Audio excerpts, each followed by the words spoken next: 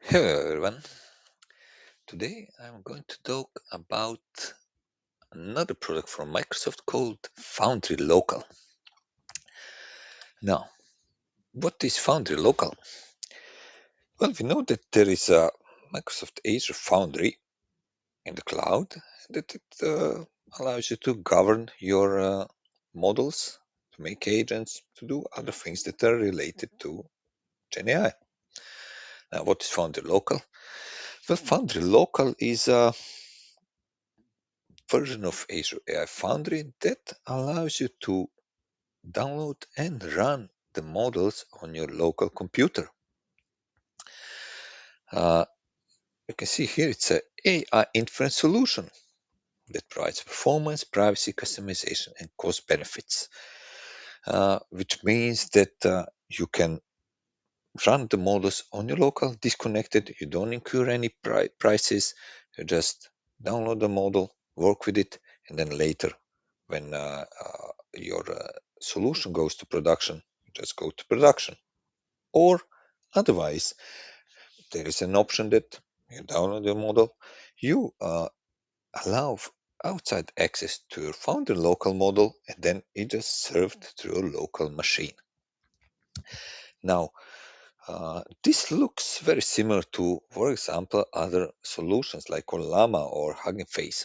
So why would you use Foundry Local?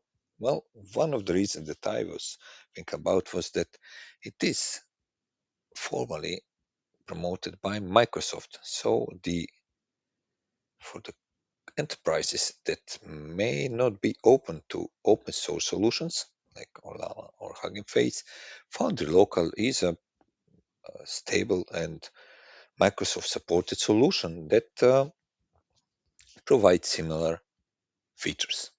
So that is why you could want and consider Foundry Local as your way to serve models on your local machine.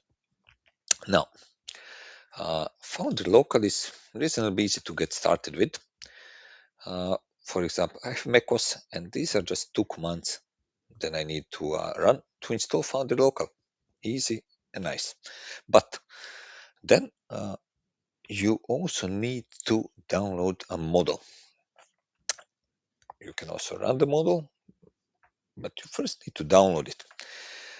And let's go a little bit. So if you done the first 2 commands and you downloaded Foundry, then you say, okay, Foundry model list.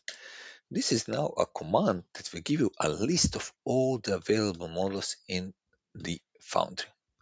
And you can see this is not a big list, but quite a comprehensive list with some models being larger than the other models.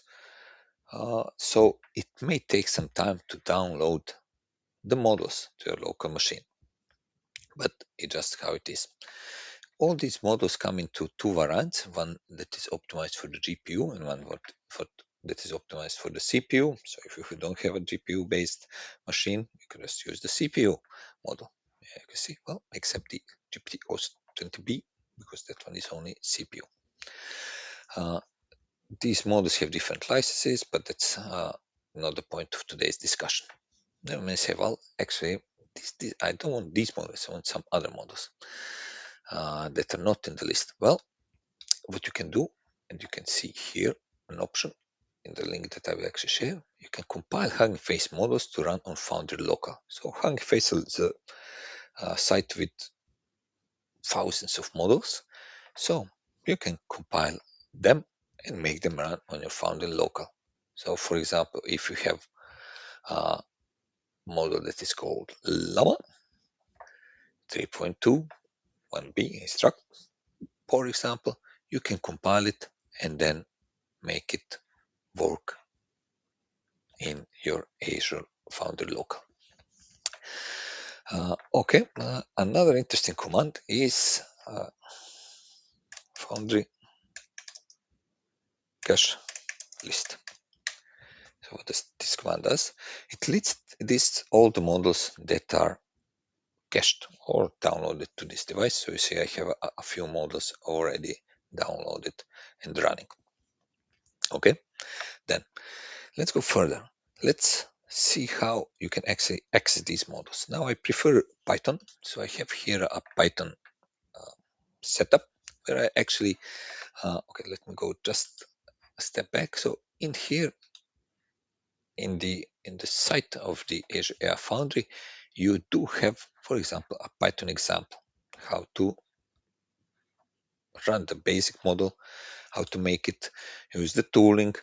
Then Azure AI Foundry is also supported by the GitHub repository, and in there are examples, for example, in here, how to run the OpenAI uh, let's say models by using the OpenAI protocol. So I set up these models on my local machine, and then you need to install the Foundry local SDK for Python, OpenAI, and then LangChain. Well, LangChain if you want to use LangChain, of course. So let's go. So this is the basic model, basic example. You set up what is your model. You say, okay, my manager for my model is the Foundry local manager, and then you make the chat OpenAI client with this manager, with the manager that runs the models from your local machine. You set up some prompts, set up the chain, set up some input, and you say run it. Okay, and then if I here say okay, Python, and then oh, this is test lang chain.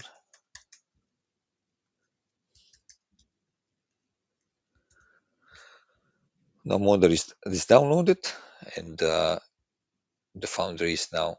I guess it needs to some time to start this model to make it working.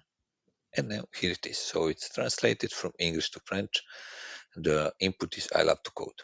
Yeah, this is just a basic example. Now, if you want to test another model, but now using the OpenAI client, let's do it also. So we say Python, and this is test OpenAI Foundry. Now this will use another model because I set up P3.5 mini, and this will ask, okay, what is the golden ratio? And that is a mathematical term that will give us some result. I hope result will be fast. Yes. So this is it. And you see that this output was streamed. So there is an option also to stream output. Of course, you can see this local foundry just as a model manager, and then you can do whatever you can with your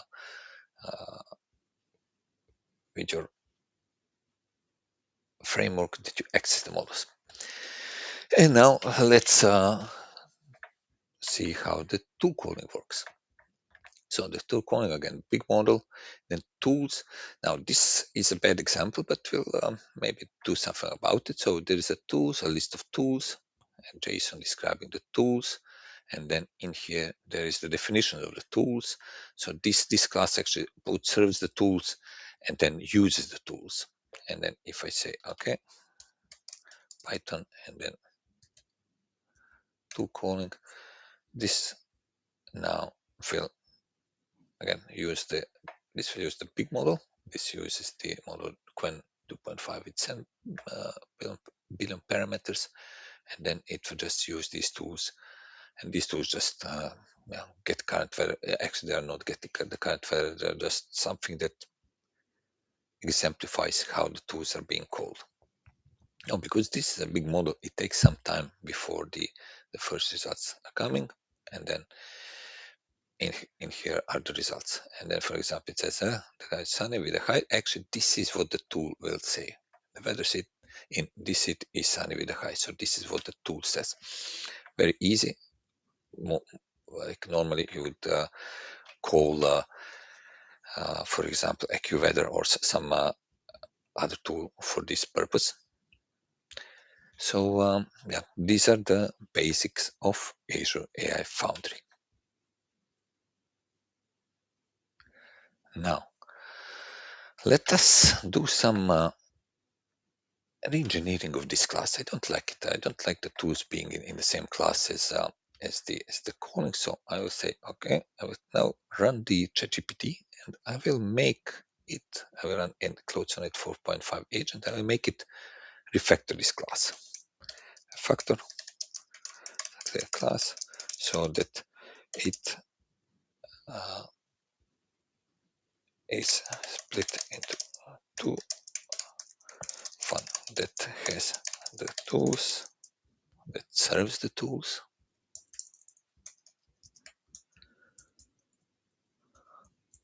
and model. Yes. So let's go.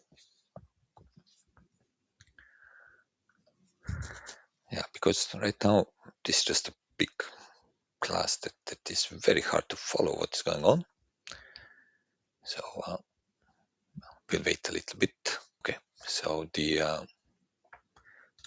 agent has done his thing. So now there is a class tool provider that just provides the tool, and the class model caller that calls the model. And then if I would run now this class, then only model caller will be called, and now it's much more clear what is going on in the model caller. And you see now actually there is an init method that just properly now inits this class, and then the run which just runs the model that was initted in the beginning. So thank you for listening, and hope to see you with some new information next time. Thank you.